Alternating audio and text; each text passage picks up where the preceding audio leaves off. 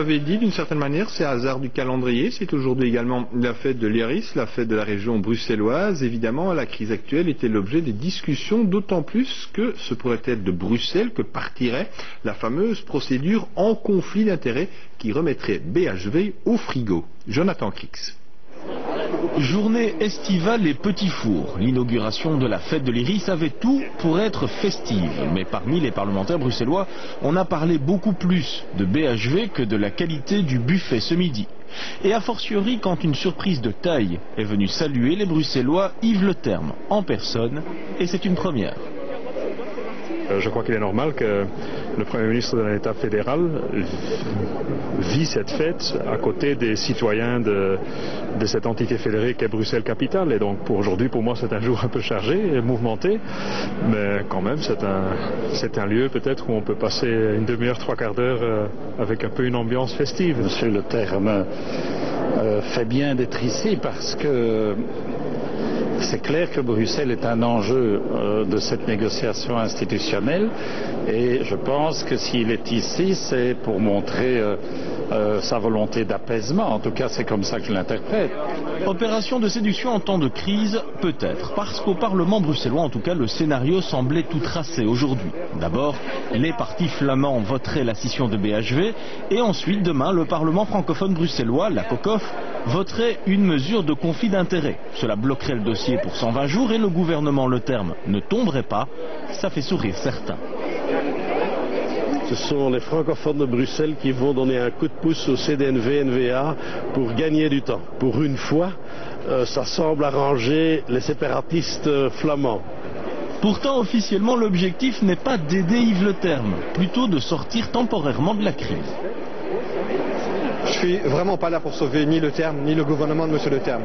Par contre, essayer de se préoccuper de la Belgique, de son avenir, ça je pense que ça vaut la peine de pouvoir faire quelques efforts. Et donc si on peut débloquer la situation demain matin, on le fera. Mais officieusement, on dit qu'aider Yves Le Terme et son gouvernement ne sera pas gratuit. En permettant de mettre BHV au frigo, Bruxelles attend qu'on lui renvoie l'ascenseur en lui donnant des sous par exemple. Alors on va bien faire le point maintenant. Ce soir donc Hervé, si la motion est votée, on peut dire c'est reparti pour un tour. C'est reparti pour un tour, mais avec un sérieux, très sérieux même coup de froid dans la majorité. On l'a bien senti dans les interviews que nous avons réalisées. Pour les francophones, à partir du moment où les partenaires du gouvernement flamand, y compris et surtout peut-être même le CDNV-NVA, viennent avec cette motion demandant que l'on discute bien de BHV, mais ça veut dire que déjà les hostilités sont engagées. Alors évidemment, il va y avoir tout l'arsenal de riposte des francophones, on l'a dit et répété. Remarquons quand même au passage le côté surréaliste, effectivement, où les Bruxellois, qui sont un petit peu isolés dans toutes ces négociations, ils se sentent un peu les mal-aimés, eh bien, c'est eux finalement qui vont avoir une clé pour retarder le débat pendant 120 jours. Ce sera l'occasion d'ailleurs pour la COCOF, et il faut bien reconnaître qu'on en parle rarement de la COCOF, et personne ne sait ou à peu près ce qu'est ce Parlement finalement des élus francophones de Bruxelles, parce que c'est ça, la COCOF. Eh bien, la COCOF va pouvoir vraiment exister et jouer un rôle important.